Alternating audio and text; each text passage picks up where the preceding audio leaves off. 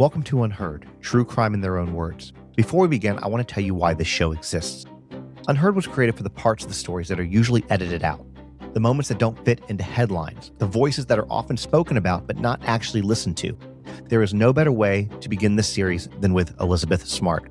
You know her name, you know the moment she was rescued. What you may not know or fully understand is everything that came after. The silence, the misconceptions, and the expectation that survival means the story is over.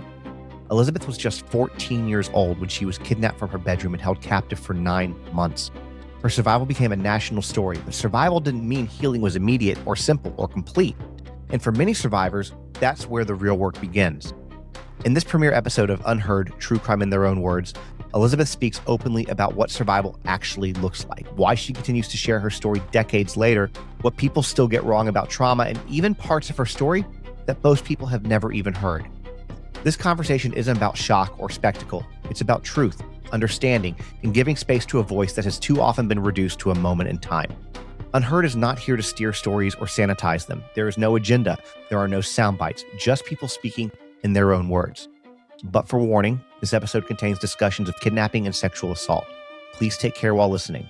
This is Unheard, and this is Elizabeth Smart. This show is about what people don't hear, the parts that get lost once the headlines fade. I want to talk about the things that you think still aren't really understood about your story. I mean, like anytime I've done anything, I was held captive for 9 months.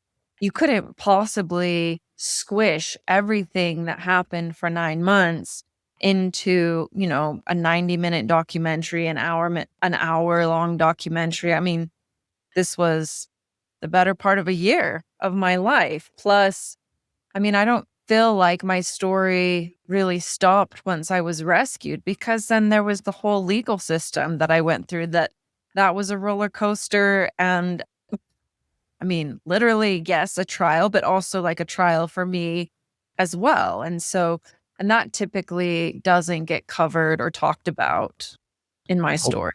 Well, let's talk about that, because I think that's one thing that I like to talk about and bring up is the fact that, because you were a child when all of this went down, and you're now having to go to court, confront your accusers, which in my personal opinion, I kind of feel like there's probably a better way out there to do that than make children have to continually be re-traumatized about what happened to them.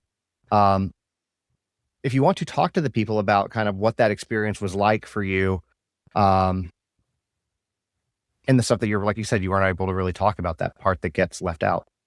The full legal process was very frustrating because almost immediately after I was rescued, I was brought to a children's advocacy center, which I just want to say, I think they are incredible places. I think they do such important, needed work. I'm so grateful for so many of these centers that have really streamlined it.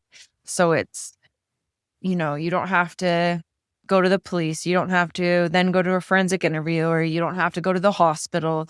It's just kind of somewhere you can go in one place, and hopefully, they're all really highly trained and very sensitive and trauma informed, and, make it as easy as possible. Not that it is ever easy. But for me, I was brought to the Children's Justice Center in Salt Lake, and I didn't really know what was going on. I was just told that if I would go in and speak to these 2 psychiatrists, that they could stand as proxy for me during the trial. And, I had just been held captive by a middle-aged man for 9 months. And then and honestly, at that point in my life, I was scared of men. I didn't feel comfortable around men. And I was left alone in the room with these 2 men who were asking me really detailed questions about what happened. And I hadn't been raised to use the terminology like penis, vagina. It was always, they're your private, they're your privates. And so having to be able to describe what happened to me using very anatomically correct body parts and in great detail was very, very uncomfortable for me. And also, these 2 men were very clearly religious, And, I had been the guise that they had kidnapped me under was religion. And so all of it just created this experience that felt terrible. And because they were psychiatrists, that immediately just made me feel like I don't ever want to talk to another psychiatrist. I don't ever want to talk to another therapist ever again. So were they basically religious? Because there are some psychologists that are religious based. Is that kind of what they were? They were not religious based. They just had very clear clothing on that they were religious. Gotcha. That's another thing that I think is probably an important topic that you bring up. Is you said you're sitting in this room with two men after the ordeal that you went through, and I would imagine, without having to put words in other people's mouths, but I would imagine that most girls, women who have to go through something like what you went through probably do have a little, we'll say apprehension at the least of being around other men. And I kind of feel like that's one of those things that we can talk about that perhaps they should consider putting females with females in those sorts of situations. I do believe that is a best practices now, that it typically is a female with a female, and even females with a lot of, boys that come in as well, just because I think the feeling, not always, but Yeah. the feeling typically is that females are less threatening than males. Yeah, I think that that's most people can agree with that statement. Now, you mentioned that these two people that were doing your interview were clearly very religious. You're in Utah. Obviously, there's a lot of religion in Utah with the Mormon church. Um, when we talk about faith, how has yours actually changed over time? Because you came from a religious family too, correct? Yes, So yes. how did your faith with them using God as the reason for taking you um, and holding you? How has that changed over the years? I mean, initially, it was such a comfort to me, and especially while I was held captive, because it was so much more comforting to think that there was like an all powerful God who loved me, who was aware of me, that I wasn't completely isolated alone with these two monsters. That was a very comforting thought to me, while I was in captivity. As I've gotten older and I've seen other stories come to light that echo my own, it makes me very wary of people who take religion too far, or anytime anyone says to me, God told me to tell you this, or I feel inspired to tell you this. I'm not saying it's not true. It just makes me very wary to just believe whatever they say. And I would say that even goes so far as any belief today. Just because someone tells me it, no matter if they're respected in the community or not, I no longer can just take people's word for whatever they're trying to tell me or belief that they're trying to impart with me. Did you ever have any moments, either back then or even moving forward on your healing journey, where faith complicated things more so than comforted? Certainly. My captors, we are taught so much about forgiveness and that we should all forgive. I think that there's that saying, forgive and forget. And part of me is just like, are you nuts? Yeah. Like, forgive and forget? Like, I am never going to invite my captors over to my house for Sunday dinner.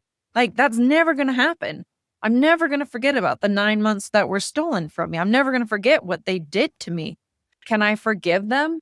Yes. But also, I don't think forgiveness is just like, I feel like the best way for me to describe it is the playground definition of forgiveness where, one kid pushes another, and then, your teacher comes and intervenes, or the principal sits down with you, or your parents like come and have a chat with you, and they're like, okay, you need to say sorry and you're not going to do it again. And then everything's all better. I think that's completely wrong, actually. I feel like forgiveness is really more about self-love. It's about loving yourself enough to not let your past destroy your future. That's what I feel like forgiveness is. I think that that's really eloquently put, and I agree. Forgiveness is really more for you than the other person. Because I'll never let my captors back into my life. I would never, ever, ever. let them around my children. Yeah, and I think it would be hard to forgive. And you know what? If that's the case, and that's that's obviously a personal journey. And I think that it's okay if you don't, despite what we're taught, because some things are unforgivable. Well, and I mean, again, I just think forgiveness is for yourself. It's not for them because my captors don't care how I feel about them. Like they don't Yeah. I don't think they feel remorse over what they did. I think they'd do it again if they could. And so my forgiveness for them does not affect them whatsoever, but it does affect me. And, the day after I was rescued, my mom's, she said, these people have stolen 9 months that you'll never get back. But the best punishment you could ever give them is happiness, is to live a good life, do all the things you want to do. And initially, like, I was like, well, I had so much, FOMO that I was like, I'm not gonna like, I wanna do everything. I want to do everything I felt that was taken from me. And then, of course, as time went on, I was like, are you trying to say, like, I just brush what I experienced under the rug and, like, pretend like it never happened? But now that I've had, 20 plus years to think on that advice, like, I don't think she meant that. I think she just said, make sure you always work towards your own happiness because, like, being angry, being upset about what happened, like, carrying that around with you all the time, like, it does ruin your life, and honestly, like, I only have one shot at life, and I don't wanna carry that around every single day. I don't wanna think about the past so much that it stops me from getting out of bed or stops me from going outside and playing with my kids or even having the courage to let my kids go to school because of fear of what can happen to them. So, I think in that sense, my mom was right. The best punishment I can give them is to live a good life. And let's expand on that, because one of the reasons I wanted to have you on and talk to you is because you took an experience that was absolutely horrific and you have channeled that into, advocacy and helping others. You've written 3 books, and I will admit, I have your book. Where is it? Right here. Okay, I want to show it. I did not get a chance to read it because it came like right after Christmas, and it's the holidays, and I have a kid and all that kind of stuff. So I will read it, I promise. Yeah. But you've written 3 books. So you've taken your experience, what you've gone through, and instead of making it define you, you haven't really let it define you, but you've defined it. I mean, we don't really have control over what happens to us. I mean, I couldn't stop, my kidnapping from happening to me. We can't stop sickness from happening to us. There's so many things in life that we do not have control over. But the one thing that we do have control over is how we respond. And initially, when I got home, I was so adamant that I wasn't going to talk about what happened. I didn't want anyone to know what happened. I was very embarrassed. I just wanted to pretend like it never existed. But when we finally did get to trial and I did have to testify about what happened, I just remember thinking, this is sounding like a bullet point list.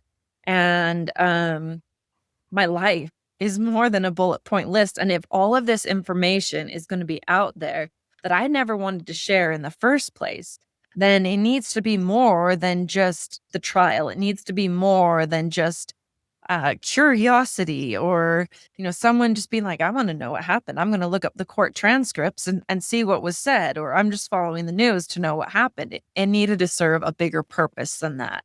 And so that kind of led me into advocacy. Plus, my dad has always been like, life is about serving your fellow man. If someone loans you something, you need to leave it better than you found it. And really, that's how life should be. The world should be a better place for having you in it than not. And so just kind of, I don't know, holding on to those beliefs, trying to carry on with that. I feel like that's kind of what led me into advocacy and sharing my story on a much broader scope than I ever imagined I would. Well, I like the way your dad looks at life, and I agree with that 100% because I kind of feel the same way, is try to leave the world a better place than they found it. Um, so how long have you been in, like, when did you start, well, I guess, formally being in advocacy? I'm sure that you talked about things, and then at one point, and then finally got around to like, hey, this is going to be something that I do full time, or I do, as part of this journey. How long have you been doing that at this point? So, I did a little bit before the trial. I was involved with some other survivors of kidnapping where we got Oh, together and we wrote basically a survivor's guide to kidnapping and kind of the aftermath and how you move forward. We did that with the Department of Justice. So that happened before the trial. I mean, there were little things before then, but it really was after the trial. It was really after I felt like I had spilled like my darkest secrets on a very public stage that I felt like this is it. I have to do something about it now. And that's where it all began. And let's see, that was back in sentencing was in 2011. So 15 years ago. that the first trial? That was the trial. Oh, that was for. Sorry. Wanda Barzee, she took a plea deal. Yeah. And Brian Mitchell, that's when he was convicted, was 2011. Okay. Yeah. Or was it 2012?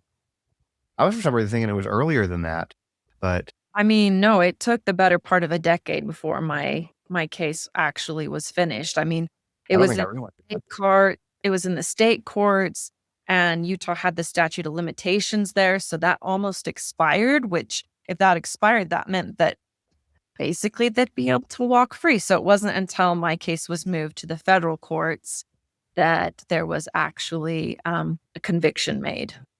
Why did it take so long? Like, why did it take the better part of a decade? Because this seems like something that should have been open and shut. Right? It like I was very desperate to get back to my life, and this wasn't necessarily something that I wanted to think about, so I might not have all of the details completely correct, but it was always a matter of it felt like it was always a matter the thing that I heard the most was that they needed to be, uh, found competent to stand trial, and it was always, they're not competent," and then it was trying to prove competency of when they actually committed the crime. And so it felt like it was just always a matter of competency. And I remember sitting in the courtroom listening to one of the psychiatrists who, was for the defense. And he was talking about his findings. But then I remember the prosecution getting up and asking him how much time he had actually spent with the defendant. And I think he said it was about 2 hours. And I was just so disgusted. How could you come to a conclusion in like 2 hours when you had years to observe him? You had years to like do more research. I just was disgusted by it. This is one of the most frustrating things. I'm going to say this for listeners. I'm going to share a story that a friend of mine shared with me. Prior to COVID, there was a situation, and I won't go into like detail with it, where a very, very young child, like 4 years old, um, was a victim of abuse, I believe, at a daycare facility. And I think this was in Pennsylvania. And this is when COVID hit. And so she had, they did everything right. They took her to, the doctor. They had the, forensic analysis, everything, all of that done. But she had to testify. And COVID happened. So her trial date got pushed back and pushed back. And you have kids, I have kids. At that age, 6 months changes everything. And so what ended up happening was the abuser walked. And that's what's really frustrating. So they took almost a decade for you, and you were old enough to remember to be able to talk about what happened. But for like other cases like this is why a lot of these predators fall through the cracks and are able to, go out and harm somebody else again, because they're like, oh, I got a slap on the wrist, or, nothing happened. Let me just keep doing what I'm doing. And that, I guess, what I would stress to victims everywhere is that we don't actually have a justice system for whatever happened to you. Like, you will never get that made up to you.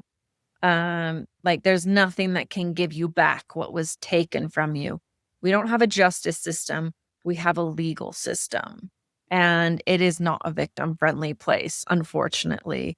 I Like, here it's innocent until proven guilty. And for many things, I think that's probably a good stance. But when it comes to sexual violence, child abuse, domestic violence, I think you should be guilty until proven innocent. I agree.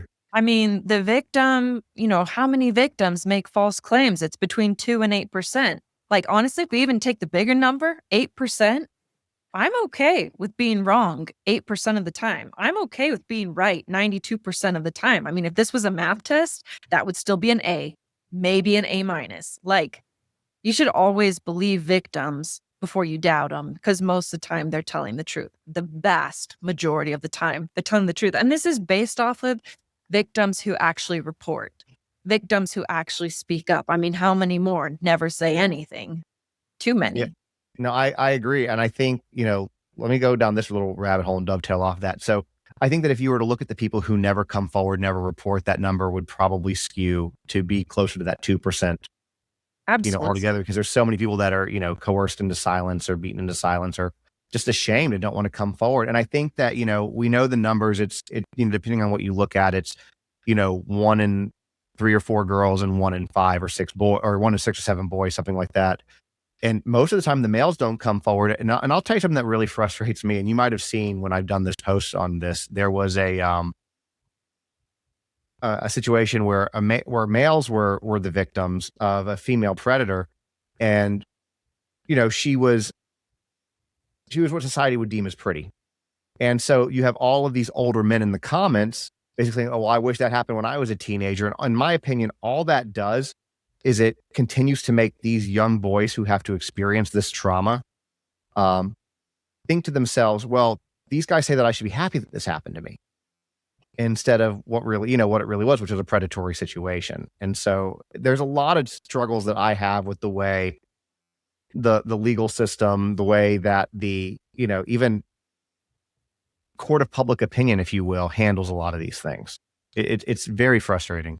I mean, the court of public opinion is brutal, because it's not when you look at a victim, it's not um just based on what happened. It's based on their history. Like, what were they like before this happened? How were they dressed before this happened? All of these other details that really should not make any No, difference whatsoever, they get brought in. And I mean, I understand why victims don't report. I understand why victims don't want to go to court. Like, I understand completely why that happens. And the sad truth is, it's only about 1 in every 1,000 predators are successfully prosecuted.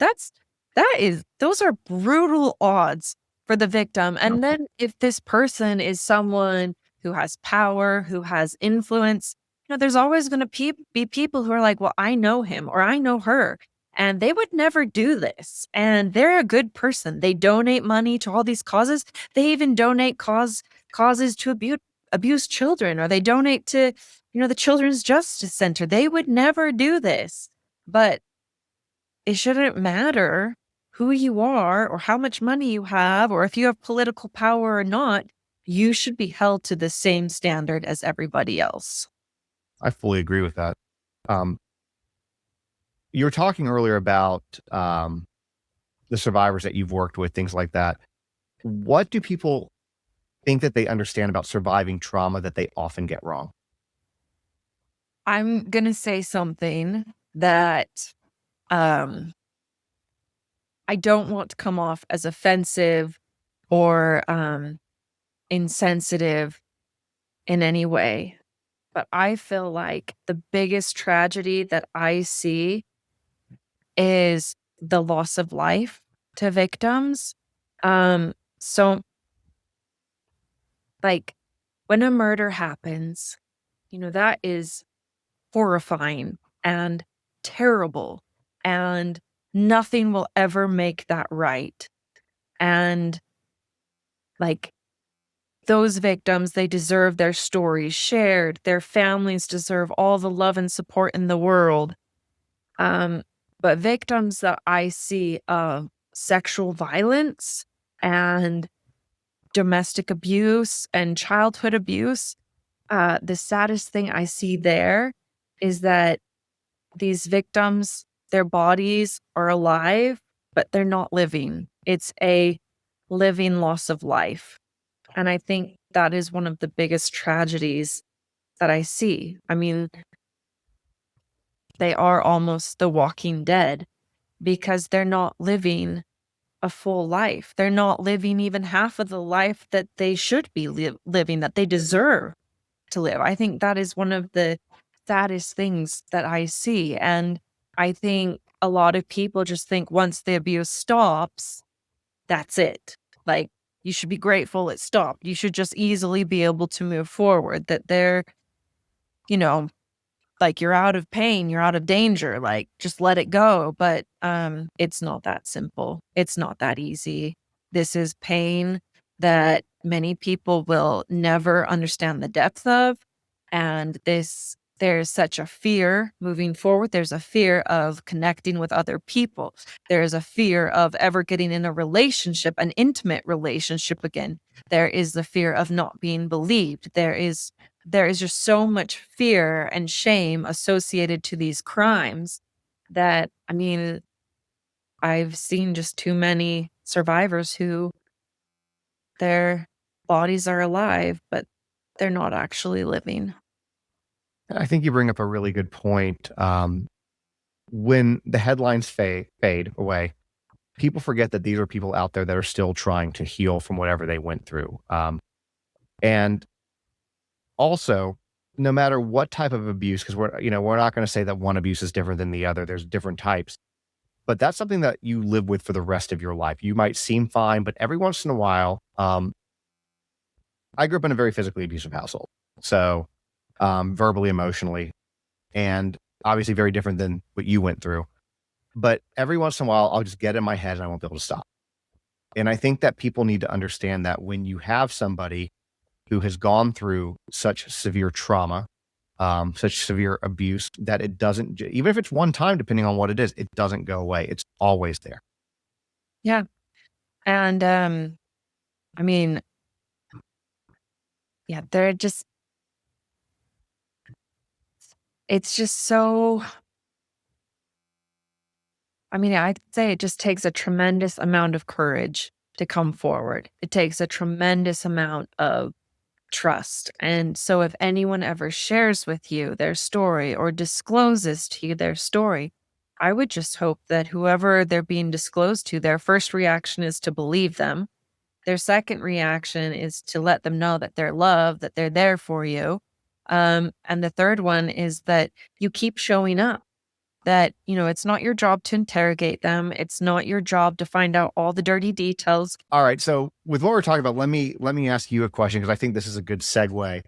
Are there words or phrases that are used about survivors that you wish would disappear? 1000% yes. Um, First of all, I wish people would stop saying things like, well, why didn't you run? Why didn't you do this? Why didn't you do that? Sorry, there's a terrible glare. Um, Basically, any question that starts with the words, why didn't you? I wish people wouldn't say, because I feel like survivors then feel like they should have done more. They should have tried harder to survive, when really, who's to say that if they did something else, that they would still be alive?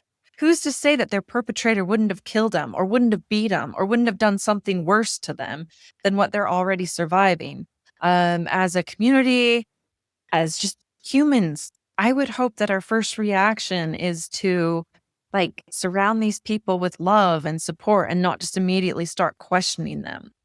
That is one thing I wish that people wouldn't say. Another thing that I wish people wouldn't say is, oh, well, you experienced Stockholm syndrome. You are a victim of Stockholm syndrome. Honestly, I'm not 1,000% sure that Stockholm syndrome even exists, because you do what you have to do to survive. And from the outside looking in, that might not always be understandable. You might not always be like, well, like, for instance, you take victims of domestic violence. You look at them and you're like, you have a phone, like, you have a debit card, you've got a credit card, you had a car. Like, why wouldn't you just leave? It is never that simple. Or we can use my own case as an example. my captors did eventually bring me out into the public. And we were even approached by police months before I was rescued. And I've been asked, why didn't you say something? Why didn't you scream? Why didn't you run? Why didn't you do more?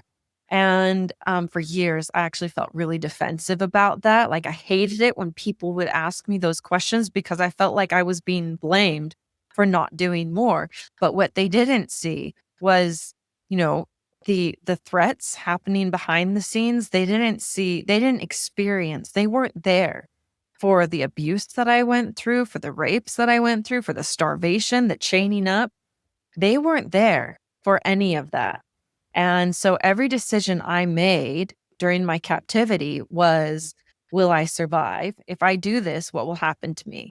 Will I survive? Will I not survive? And I knew what my captors were capable of. I knew that they could kill me if they wanted to. I didn't know what the police were capable of. Would they believe me? In my mind, I was like, I'm a teenager and these are adults and they're sitting here saying they're doing God's work.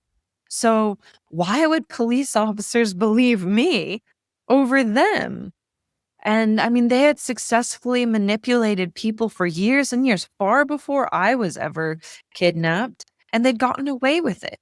So why wouldn't they get away with, and they did get away with kidnapping me and hurting me. Nobody ever stopped them from that until I was rescued. And that was 9 months later. So when we look at victims, you don't know what's happening behind the scenes. And I get there's an element of natural curiosity, but it's not your job to ask questions. You can say to them, hey, I'm here for you. I don't know what you feel comfortable talking about, but I want you to know, like, I'm happy to talk about it, or I'm happy just to, go on a walk with you and talk about who's going to be voted off on Traitors, or who's going to make it through on the British Bake Off. Like, we can talk about those kinds of things too, or we can go get ice cream. I think, and giving, I think, the victim back the control in the conversation is actually a huge gift, because whatever happened to them, they had zero control over. And I want to add this to what you were saying too, because you were talking about the when people ask, why didn't you? That immediately shifts the blame back onto the victim. Exactly. Immediately. Because and when you're sitting here and you're saying, well, the cops approached or the police approached us and we talked to them, I immediately, and maybe I'm off base and you can tell me if I'm wrong. I'm thinking you're a child, 14 years old is still a child by all sense of the word, and you don't know what they're gonna do to you and you're scared. What are you gonna say? And that's not your fault that you didn't say anything.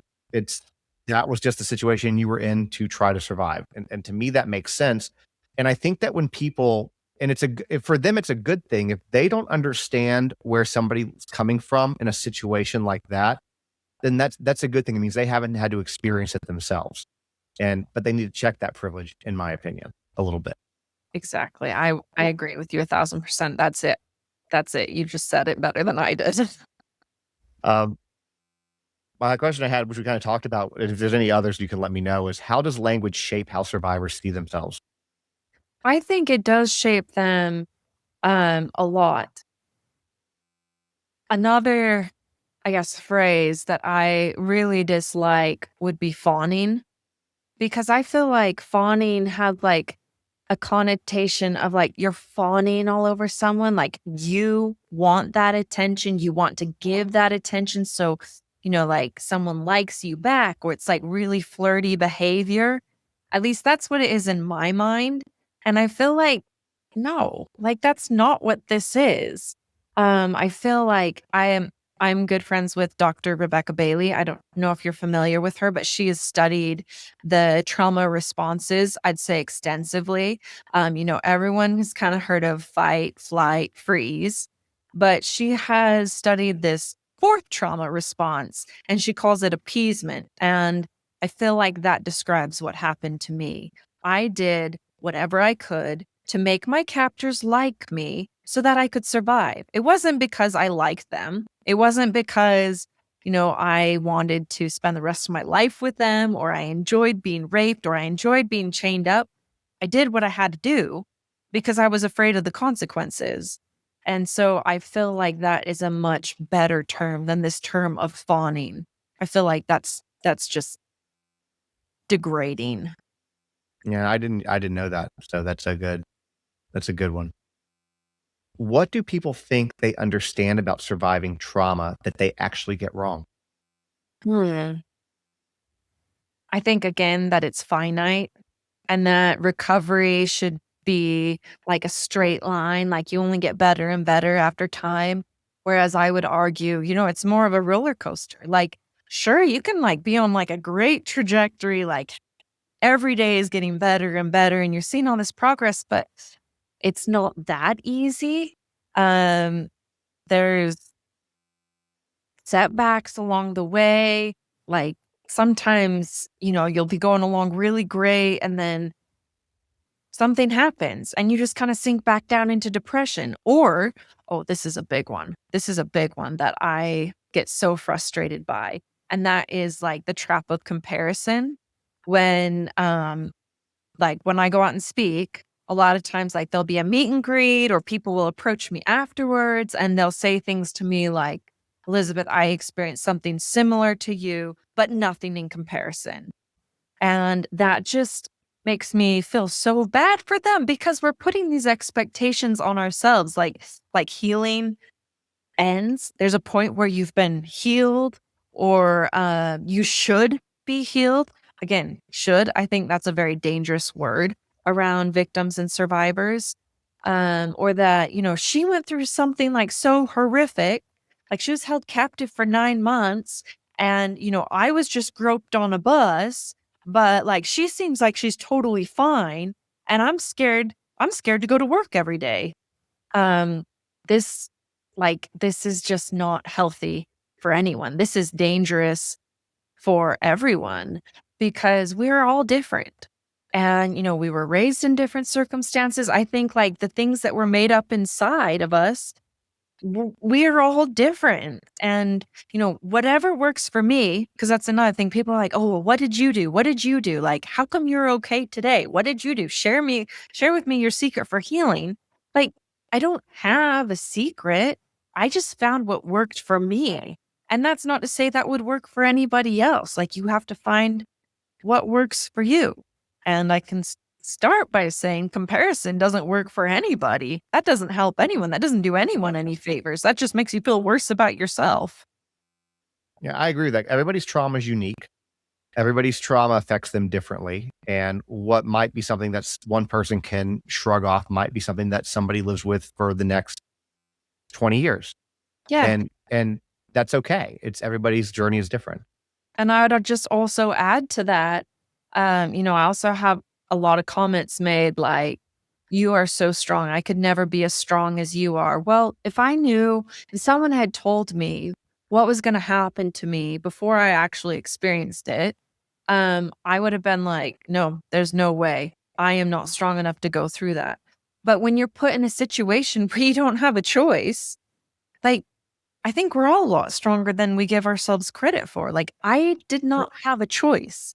It was keep going. I mean, even if I had wanted to commit suicide while I was in captivity, like, what could I really do? First of all, it's not something that I ever looked up or studied before I was kidnapped. And it's not like knives were left around me. Um, like, I was chained up. There was just not very much to do. Plus, like, I I didn't wanna die. So, if I didn't wanna die, what option did that leave me with? It left me with surviving each day. And I think that's just true of everyone. Nobody knows what they're capable of until they're pushed to their limits and beyond, frankly. Yeah, you hear those stories like, moms lifting cars off their toddlers or things like that, and people don't realize the mind and the body are a very powerful thing, and more so than we know. Is there a moment after rescue that was more difficult than people realize? Um, I think there's just been times where I've felt like that it's just been unfair. Um that, I mean, I look back on the trial, I felt like there was a lot of unfairness there. I mean, that it took so long, that they almost walked free. Was there ever any question that it was them? No. In my mind, it was always like very clear. And I thought it was clear for everyone else as well. I mean, they were, you know, picked up with me by the police. Like, they never denied that they took me. They never denied that, well, I mean, he had said I was his wife. So I think it's pretty understandable how I was treated if he's saying that. Um, like that felt unfair. Or times when I felt like I was put on the spot, or times that I maybe have felt um, judged because I'm white, because I have blonde hair, because I came from a nice neighborhood and a nice family. And I don't deny that there has been a gross again, injustice to African Americans, the indigenous population, um, to anyone else that doesn't have, white skin and blonde hair and blue eyes. Like, I am not denying that. Like, actually, we need to do better for all of them. But also, had my story not gotten the attention that it got, I might not be here today. I might not be alive. So at the same time, like, I'm not sorry that I got as much attention as I have. Do I realize it's unfair? 1,000%. Absolutely. Yes, I do. Do I think everyone should get the same amount of attention? Yes, because how many more survivors would we see come home? I don't think you could put a number on it. And for too many victims, I mean, the indigenous population in particular, it's not a question of if it happened, it's a question of when it happens and how many times. And that is not right. That's disgusting. So, like, sometimes I feel like I'm put in an impossible situation, but at the same time, um, I'm not sorry. Well, That I want to say this to you, because the Petito family kind of felt the same way, right? That, why do we get all this attention? And yes, you are blonde hair, blue eyes, you were a kid. But part of this also, because there's a lot of kids or people that go missing that are, women, girls with blonde hair, blue eyes. I think what made, and this is just my opinion, I think what made your case go, I can't use the term, I don't remember what it was called before it was called viral, but you know what I mean, before it became very well known, was because it was strange that you were in your house and you were taken from your bedroom window and it was, and just disappeared. And I think that that particular scenario is what kind of made people really jump on board to try to, figure out what happened. I can't even imagine what it would have been like if it happened in today's world with this type of social media out there. But it was such it's such an odd, unusual situation, even for a kidnapping. I think that's just my personal opinion that it's because of the uniqueness of the story. I mean, So I think that probably did play a role in it. And like, my family was like, they weren't going to let it go. They weren't going to let the story die. I mean, they were going to do everything in their power to bring me home, even if it was against what police and law enforcement said to do. So, I think that also played a big role in it. And I realized not everybody has the family that I have. So, and unfortunately, in many cases, it is the family members who are guilty of the abuse or the kidnapping. So that's also very difficult as well. what doesn't magically get fixed just because someone survives? I mean, everything. I think it kind of goes back to what we were talking about before. Like, the pain doesn't just immediately disappear. We have good days, we have bad days. You're not just magically going to have like a day where you're completely healed. Like, it's a journey. And um, hey, life isn't going to stop. You're still going to have to, I don't know, get a job, be responsible, pay your taxes. I don't know, like, if you have kids, show up for your kids. And you know, that can be really difficult to navigate as much as we'd like to say, like, I'm done. That's it. I need someone to take care of me.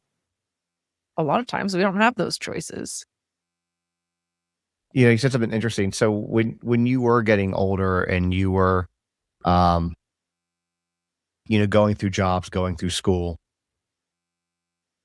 what you were a very recognizable name. What was that interaction experience like for you? Um, I mean, there was like part of me will say, yeah, it was like a normal high school experience, but at the same time, people would walk down the halls and they'd yell out Elizabeth Smart to see if I turned to see if it was actually me. Or I think people didn't really know how to be around me. Like they didn't want to offend me. They didn't want to say something that was going to like hurt me, or they'd probably been told by their parents, like, don't question her about what happened, just like let her be. And so then I think maybe some people were even hesitant to try to be my friend because they didn't want to like say something that was going to, I don't know, damage me. And then, of course, I think there was the opposite where maybe as I got like a little bit older, probably there were some boys that like wanted to go on a date with me so they could be like, oh, I went on a date with Elizabeth Smart. Which sounds like so stupid, but Very cringe right now, but I mean, guys are stupid, so I believe. at the same time, I think that probably did happen. Um, so when you went back to school after, how long were you out? Like, I mean, obviously you were gone, because you were captive for 9 months. After you were rescued, how long were you kept out of school? Like, how long I guess what I'm asking is how quickly did you try to get back to your old life? Did you stay out for a while for, any healing journey, or did you try to get back into it pretty quickly? I mean, when I came home, my parents were like, "What do you wanna do?" And I was like, "I wanna go to school," because I thought, when I'd been kidnapped, I thought that, like, that had been taken away from me, and, like, my whole life was the expectation that I'd go to college and, like, have all of these, I don't know, rite of passage kind of experiences, and I had been, like, devastated, of course, for all the reasons you'd expected.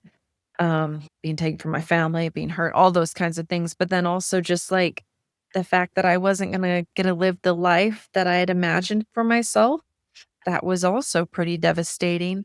And so when I got back and they're asking me, and I'm like, oh, I want to go to school. My parents were like, um, how about you just take the rest of the year off? So from March to June, and then you can go back to school in the fall. This is just for my own curiosity's sake. Did the school did you end up losing a year in school? Like, did you have to do like an extra year, or did they work with you to make? I mean, I don't. This might be a weird question to be asking you. I just don't know how this works. No, so I was asked because I missed my junior high graduation. They were like, the junior high was like, oh, if you want to graduate like with this class the year after you, you can like do your like junior high graduation with them. And I just remember thinking, oh no, like all of the kids that I have been to school with my whole life, like they've moved on. I don't like, I want to move on with them. And so the option to repeat my freshman year was given to me. And I didn't wanna do that either. There were some classes that I had to take, uh, like, through homeschool or packets, like, I had to take geography, I had to take, an English class, which, I mean, I like, English was one of my best subjects my whole life, so, like, I loved reading, always loved reading, didn't mind writing that much. Math and science, like, terrible at that, but, like, English and history, like, those I could do, but I had to take, an English class, and I had to take, like, a couple PE credits, which, like, part of me was just like, "Really? Like, PE? Like, E- of all the physical exertion, like, that you do in PE class, I'm pretty sure that pales in comparison to what I was living through every day." But And they could have made an exception on PE. yeah, but I mean, I had to take it. So I did, and I mean, I ended up just graduating. I actually graduated half a year early from high school, uh, Perfect. but graduated, yeah, with my class. And that's awesome. And I agree with you on the math and science, by the way. That was history, loved English, hated math and science, hated it. I mean, now, like, I'm like, "Oh, so that's how the human body works, okay." Now I'm, like, way more interested in science, but yeah, at the time, no way, and I mean, math to this day, I'm still like, goes right over my head. I've actually gotten pretty good at math. It was just kind of weird because I hated it. Like I can do percentages in my head now. My wife will be like, "How much is this off?" I'm like, "Oh, it's blah blah blah." But like, Good. yeah, I know it's very beneficial when she shops. She's like, "How much is this off?" I'm like, "Well, if you do this much, and if it's like a 40% off, and then another 20, then I have to do all that, and I can do it all in my head." So that is my superpower, I guess. But anyway, so what is a question that you never get asked that you wish someone would ask you? Oh, I oh, told you I was going to ask you some tough questions that you haven't been asked before. I feel like I've been asked a lot of questions. I don't actually know. I don't know that I have an answer to that, actually. Well, that's okay. If you don't have an answer, you don't have an answer. Yeah, I don't think Uh, I well, what part? Let me ask you this part then, because we started this kind of talking about how much of your story. I'll give you one second. Let me stop this. I have somebody who won't stop. An Oklahoma state representative that won't stop texting me. So Oh, I'm gonna. okay, for a second, I was, like, worried that was coming through me, and I was like, "I don't even know." No, that was Oh, me. heavens. It's the representative on the Jesse Butler case that I'm sure you maybe seen, the kid in Oklahoma who raped and abused and strangled two girls. Yes. Yeah. Yeah. So the representative's trying to get a grand jury together because of the court system and the judges. And it's yeah. So that's kind of he's like texting me all about that. I'm like, and he can't do it in one text. He sent me like 8 of them so far. So hold on. Sorry about that. I mean, it makes me feel a little bit better because, like, my dog's still barking in the background and all all the things, so Again, here's the thing. feel better. Nothing has to be, proper and polished. It's real life, right? This is a real conversation. So it's okay. Don't think too much on it. So what we were talking about at the beginning of this was that there's a lot of your story that doesn't get told when you do interviews or your story is shared. What part of your story still feels unheard? Um, I mean, I think probably, like, I don't feel like I'm typically go into too much detail about, like, the psychological abuse that took place and, like, how religion I mean, people will ask, like, surface questions, but I guess, like, actually describing what it was like and how they used it, um, that typically is not gotten into too much. Well, this is your chance if you want to. I mean, Up to you. I mean, again, this is whatever you're comfortable talking about. like, my captors legitimately used it to justify everything. And, they would use examples from the Bible, and if they didn't have an answer for it that they could find, like, in the Bible, they would come up with their own revelation. So, for example, Mitchell and Barzee, they would get into, like, pretty big fights, pretty big arguments. And the way that Mitchell would placate Barzee was he would then I mean, like, sometimes, like, it would go on for a while or they'd just, like, be angry with each other and kinda storm off a little bit and separate themselves. But eventually, what would happen is Mitchell would come back, he'd approach Barzee, and he'd say things he'd say like, so they didn't They didn't use their normal names. They gave themselves names. And Mitchell's name that he went by was Emmanuel David Isaiah, to be exact. And Wanda Pious of him. Barzee, sorry, what? How pious of him. I know. And Wanda Barzee, she went by Hepzibah Elidah, Isaiah. And just like the way that they spoke to each other, I mean, the way he would come back to her and talk to her after they'd been fighting, he'd say things like, Hepzibah, I love thee. God has a message for thee. And then he would like give her a blessing that would say that she needs to accept that whatever Emmanuel was experienced was his struggle and his load that he had to carry was so heavy. And she needs to be like his helpmate and she needs to be understanding of this. And that's also when he would bring in things um, like you need to be more understanding of his needs as a man, and your glory is like that of the sun. And so while it is daylight, you know, like Emmanuel will have sex with you, whereas me, and the name that they called me was Shir Jashub, um, where Shir Jashub, for glory is only like that of the moon and stars. So he will only lie with her at nighttime, and that would last for like 2 days, and then he would come forward with some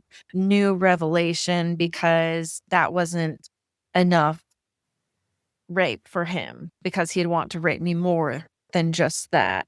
And then he'd turn to me and he'd say things like, "You need to be grateful that God chose you among all women. He chose you to be my wife. And you need to start showing me your gratitude, and you need to treat me the way a wife is supposed to treat a husband. And you're not just married to any husband. Like, I am a prophet and I am a Davidic king, and you need to treat me that way. And you need to realize that you're nothing next to me." I mean, for example, one time, like, I grew up in a family that where we didn't drink alcohol. And I remember going through the DARE program and being like, yeah, I'm never going to do that. Um, but, he did bring alcohol into the camp, and I mean, I was put in situations where I didn't have a choice, I just had to drink it, and, like, I was a 14-year-old kid, 14, 15. Like, I had 0 tolerance for alcohol, and, one time he had me drink so much that I ended up throwing up and then passing out in it. And the next morning, I woke up and like my face was crusted to the ground and it was like all crusted in my hair. And he just kind of laughed at me and he was like, God had to show you your true form, your true state, your spiritual state of being. And that's face down in your own vomit. And you need to rise above that. So, I mean, they just had a way of justifying everything they wanted to do. And I mean, they had a way of justifying everything that like the outside world did to them as well. It was either a test, a trial, a tribulation. God was testing our faith. Just they had a way of justifying everything. And it's not because I think they actually believed it. I think it's because they found it was the best way to manipulate the people around them and get away with what they wanted. When they I mean, that's extreme in so many different levels, but when they were doing that, did it ever get to a point that you were believing what they were saying where, he is this prophet, or were you still in your mind, this guy's just full of it? I mean, I got to a point where I felt like I knew, like, the terminology enough. I knew, like, what they expected. I knew how to behave. But, like, I always knew they were wrong. Like, the God I'd been raised with my whole life was not cruel, was not vindictive, was not the way they used him to justify what they were doing. So, False prophets. yeah. Is there any other parts of the story that you haven't gotten to share that you feel are important to share? I mean, This is totally up to you guys, as much or as little as you want, Elizabeth. like I feel like over the years, like I've shared, there are some things I'll probably never share.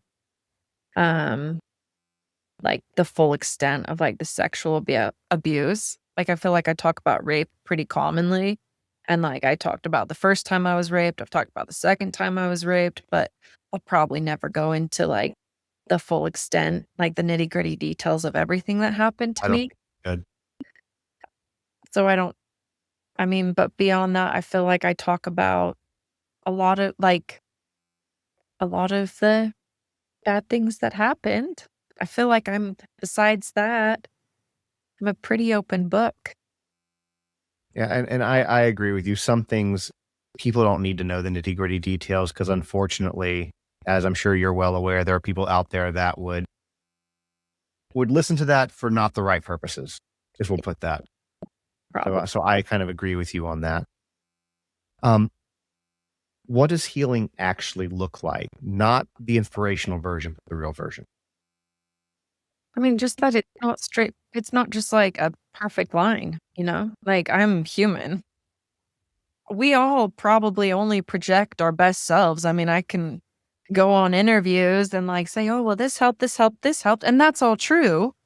That's not a lie. That is all true. But also, like, I have bad days and like I have times where I'm angry or upset or like it feels unfair. Like, my life isn't perfect. Or like, sure, there's like things that like, I don't like watching true crime right before I go to bed. And actually, like, sometimes when I see other movies, like Finding Nemo, that came out right after I was rescued, and I remember I went to see it with a youth group, and I watched it, and I was like, "Okay, Nemo was kidnapped, but it's like he went on this really cool adventure, made all these new friends, they all escaped together," and I was like, "That's not what kidnapping is like. Like, that's wrong." And I remember just being I don't like this movie. This is a dumb movie. I literally never thought of Finding Nemo that way. This hap I mean, and most people wouldn't. you're right. At its core, that's what it is. He gets taken from his dad, and his dad is searching the ends of the earth for him. And I mean, you're 100% right. I've just never thought of it that way. Or like Where the Crawdads Sing, like, one of my really good friends was like, "You have to read this book. I think you'll love it." And I read it and I was like, "No." Like, unfortunately, no, victims, like, they don't get justice like that. And, like, it shouldn't be encouraged. Like, this is not a good story. What would you like parents, educators, and kids, anybody listening to take from your story? If they were hearing it today. Would want them, of course, to take, like, hope out of it, like, all of us can go through terrible things, all of us have a story. I mean, every single one of us goes through trauma in our life. I hope they walk away feeling like they shouldn't compare traumas, that, like having support, finding your support network is really important. Like, I hope that they have some perspective on hopefully how to treat other victims. I also hope that they walk away and feel like I'm stronger than I think I am. And these are important conversations to have with our kids. And actually, the most important gift I feel like any parent can give their kid is to let their kids know that you love them unconditionally, that you love them no matter what. There isn't anything that anyone else could do to you that would make me stop loving you. I think that's really important too. Um, what gives you hope now that keeps you going? Obviously, I'm sure your kids are part of that, but Yeah, I mean, my kids definitely, like, they demand my attention every morning. Um, but I get mean, that. like, I think just like also enjoying my life. Like, I do have a great life. Like, yes, again, I have bad days, but I do have a great life. Like, I got married and like I do have my family and like I find like I like going on vacations and I like reading a good book and like, I like cooking and I don't know, I like the British Bake Off or Friends or like I like the simple things too. And I think also just realizing that there are more good people in this world than there are bad people. I think that's really important as well. For what it's worth, I could tell that you like the British Bake Off because that was a very specific example you used earlier in this conversation of all the shows you could choose. There was It that one. I thought that was kind of funny. Um, well, obviously, I appreciate you taking the time to have this conversation. I also want to kind of turn it over to you for this, in this regard. You have a brand new book that's out. Um, you have social media, which we can link, of course, into the show notes for anybody who wants to follow you. But would you want to talk about your book or your newest one or even your other ones that you've have? Because you've written three, right? So my last book, I mean, that I would say really is more about healing. That is not like my first book, really, the title is My Story. And it is like my story that is really more like what happened. And um, yeah, that is like if you want to know, that's what it is. And then my second book, I took the most commonly asked questions that I get. So like, have you forgiven your captors? Like, how do you trust people again? And I compiled those questions, and then I realized not everyone's story or beliefs or thoughts or ideas will resound with mine. And so I went out and I interviewed people that I admire, and I asked them those same questions, and then I tried to compile them into a book, and that was hard. That was really hard. What Uh, a brilliant idea, though.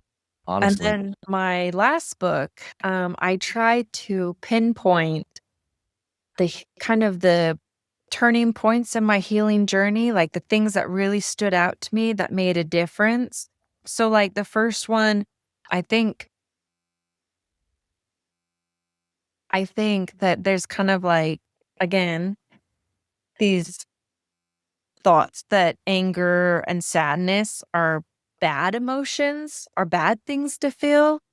But I don't think that's true. I mean, they're just emotions and you're entitled to feel however you feel. You're entitled to your emotions. And so it's like it's okay to grieve the path that was lost to you.